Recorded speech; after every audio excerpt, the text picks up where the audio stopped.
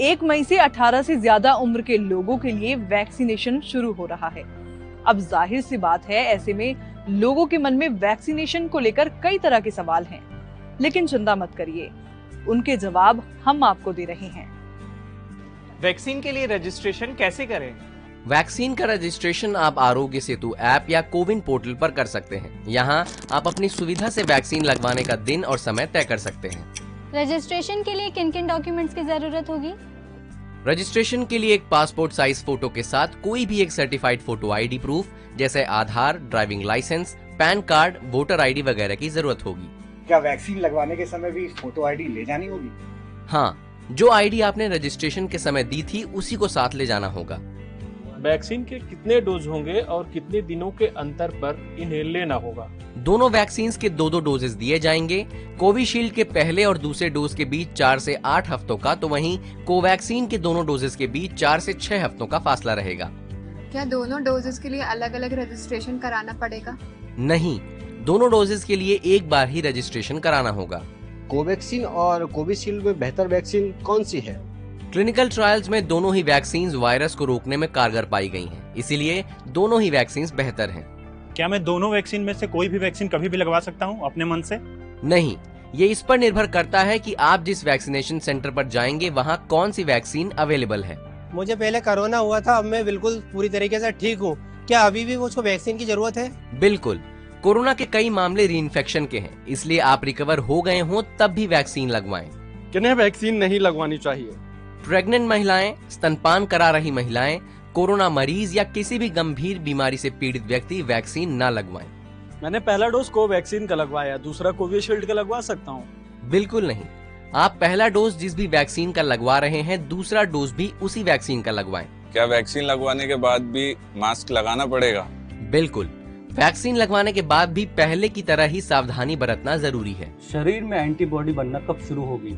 Vaccine के दोनों doses लेने के 2 से 3 हफ्तों के भीतर शरीर में एंटीबॉडीज बनना शुरू हो जाती हैं।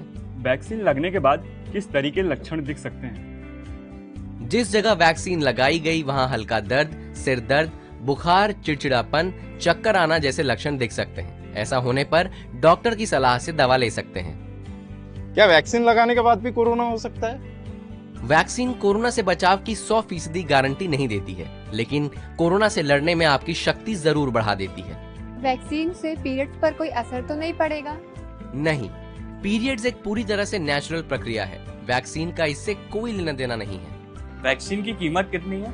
सरकारी वैक्सीनेशन सेंटर में दोनों ही वैक्सीन मुफ्त में लगाई जा रही हैं। प्राइवेट अस्पतालों में आपको वैक्सीन के एक डोज के लिए 250 रुपए देने होंगे। तो उम्मीद है वैक्सीनेशन को लेकर सभी सवालों के जवाब आपको मिल गए होंगे। तो जल्द से जल्द वैक्सीन लगवाएं और कोरोना को हराएं। पहले कोरोना हुआ था, अब मैं बिल्कुल पूरी तरीके से ठीक हूँ। क्या अभी भी मुझको वैक्सीन की जरूरत है? बिल्कुल, कोरोना के कई मामले रीइंफेक्शन के हैं, इसलिए आप रिकवर हो गए हों तब भी वैक्सीन लगवाएं। किन्हें वैक्सीन नहीं लगवानी चाहिए? प्रेग्नेंट महिलाएं, स्तनपान करा रही महिलाएं, कोरोना मरीज या किसी भी गंभीर बीमारी से पीड़ित व्यक्ति वैक्सीन न लगवाएं।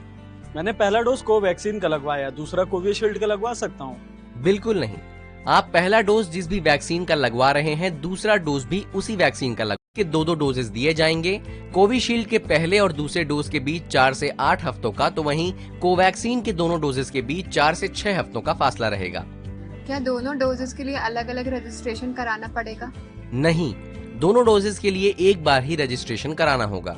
कोवैक्सीन और कोविशील्ड में बेहतर वैक्सीन कौन सी है? क्लिनिकल ट्रायल्स में दोनों ही वैक्सीन वायरस को रोकने में कारगर पाई गई हैं, इसीलिए दोनों ही वैक्सीन बेहतर हैं।